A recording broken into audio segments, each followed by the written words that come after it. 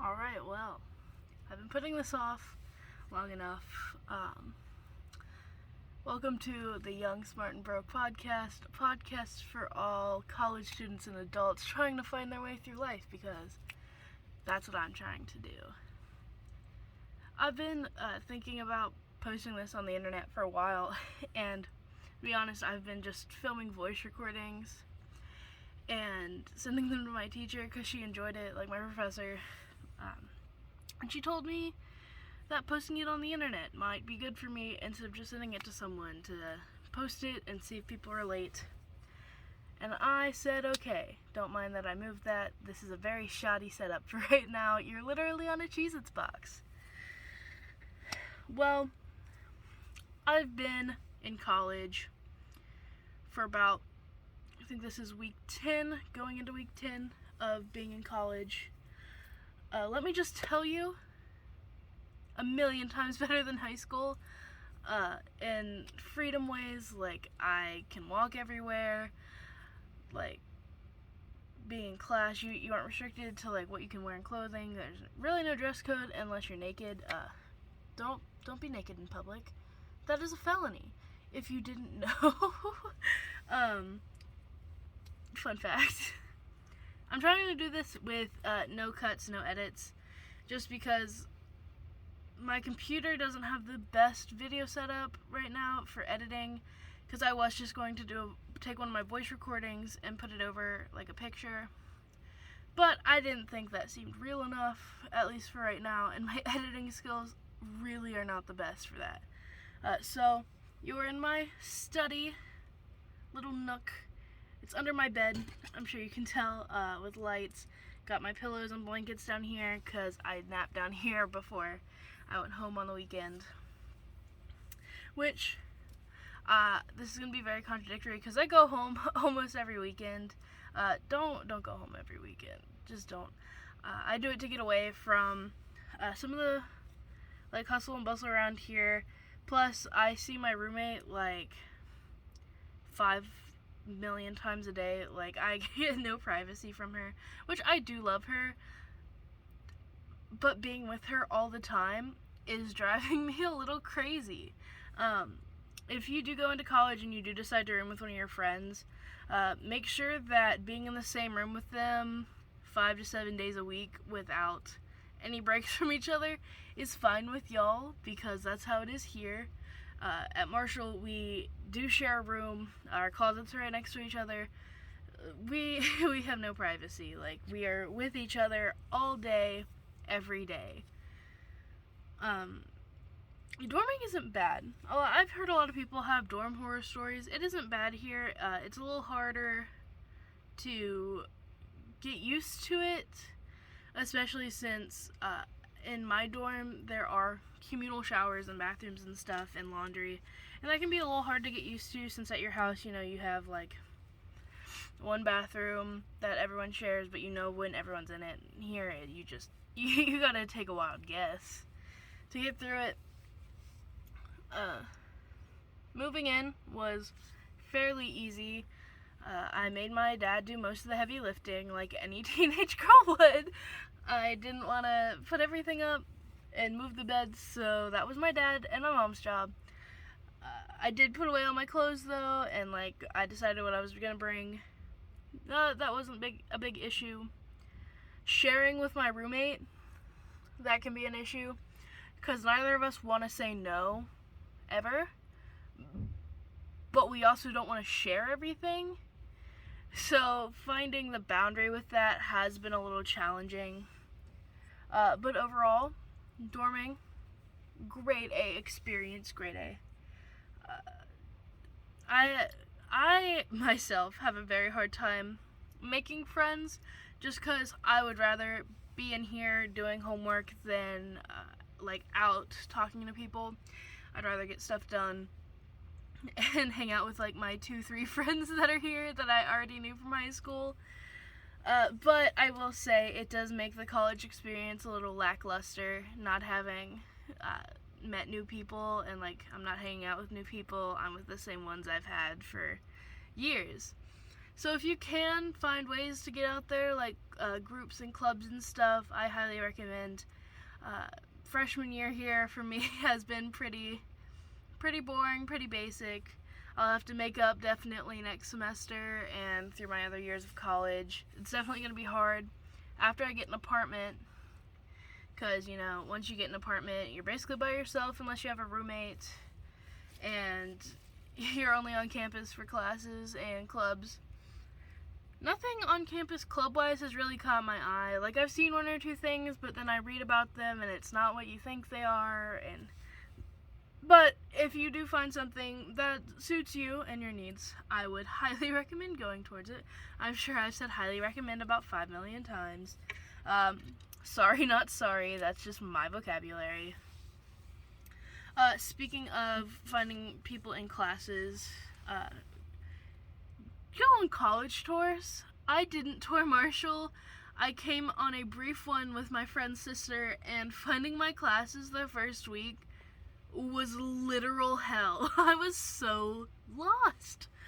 I ended up finding one of my buildings and was taking a 10 times longer route than I could have. It's a 5-minute walk from my building, and it took me like 20 minutes to get there. And I was like, what the fuck? What the hell? That definitely was a little like, oh, I should have planned better. But I'm not the best at reading maps. Like, GPS tells me where to go, and you can't GPS where a classroom is. I wish we could. It would make my life 10 times easier, especially when my history class, they like to move rooms a lot. Normally it's in the same building, but finding where it is normally I'm just lost and try to find someone that vaguely looks like they were in my class and follow them. It's not bad. Keeping up with assignments can be a little tricky though, especially since, unlike high school, your professors aren't going to remind you constantly and like tell you that you have things missing or due. A lot of them will put it on the syllabus when it's due, change it once or twice, tell you about a change, and then it's up to you. If it's on the syllabus, that's what you're doing, and if it's not, like, sorry, if you're late, you get 20-30% off, which will add up on your grade. Fun fact. I haven't had anything too bad other than I need to do some extra credit in some classes to get them back up to where I want, but I already did that for one class. This is for another class. Hi, Miss Nip. I'm doing great, if you're asking. I actually have her class in the morning for an essay that I just finished about Bo Burnham's Inside, if any of you have watched that. In college, you can almost, if they tell you, pick any topic for any speech, any essay, which is amazing. Like, they want you to want to do your work, which, unlike high school, I feel like in high school we were just, like, force-fed so many books. I didn't mind them. I loved all the books we did in high school, but I know a lot of my friends were like, this is the worst thing ever. I don't want to read this book. And now that we do have the freedom that we can pick what we want, like, I'm excited to write essays and do stuff. Like, this is technically the first published, like, episode of my podcast, Young, Smart, and Broke, which the name is, I'll show you can figure it out. But I started this as a digital literacy project for my English class because I asked her if I had to write an essay, and she said no.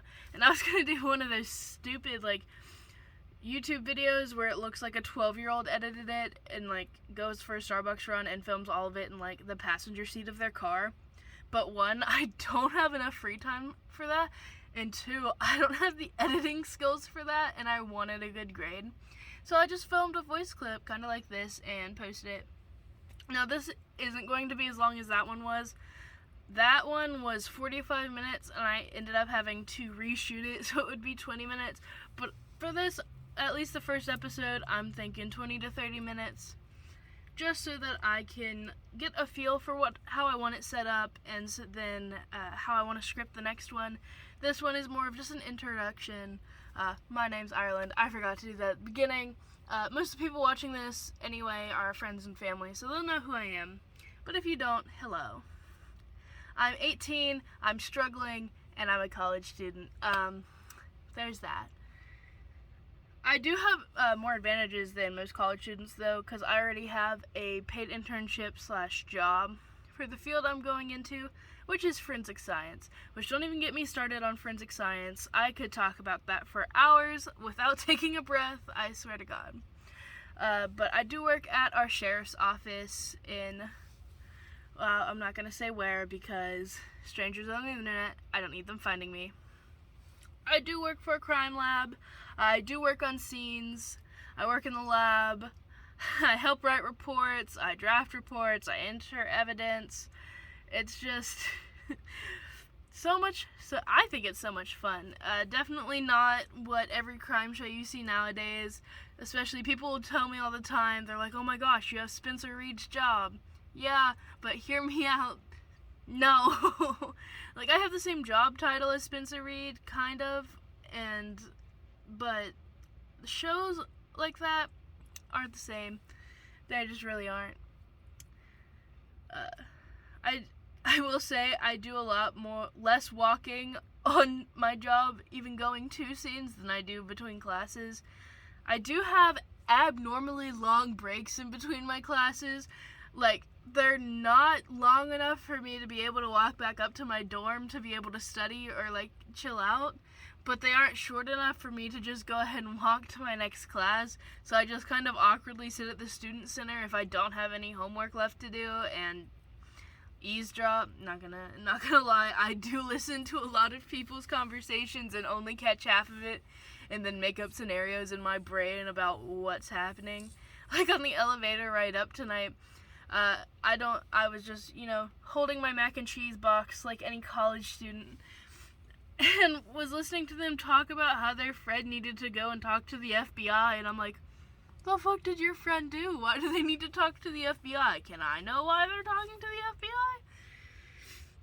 Even though I'm pretty sure I have an idea of what it is, but due to confidentiality of this campus, I can't ask, and I'm not going to say it in case it is what I think it is, which is illegal. Huntington, fun fact, very crime-ridden. It's not bad near campus, but we do, I swear to God, get a shots fired text message every night, and we're just kind of like, okay, cool, it's after 8 p.m., don't go outside. That's how we live our life here. It's fun. I enjoy it here. I really do. Being away from my parents has been hard, and I moved further away from the rest of my family than I would have liked. Uncle Chris, I know you're watching this. I told Mom if I was in Morgantown, I would be at your door every night, and you would have to tell me to go home. But Marshall is really fun. I do have a newfound sense of independence. I have found that being here, before I got here, I really didn't have any discipline at all, really, on going out and doing things. It was my parents that told me, like, no, you shouldn't go out, but now I know when I can go out, I know when I have things due, I know when I shouldn't go out. I still don't like to go out by myself, even if it is just to go to, like, Walmart or Hobby Lobby. And by Hobby Lobby, I mean going and touching every single thing inside of a Hobby Lobby.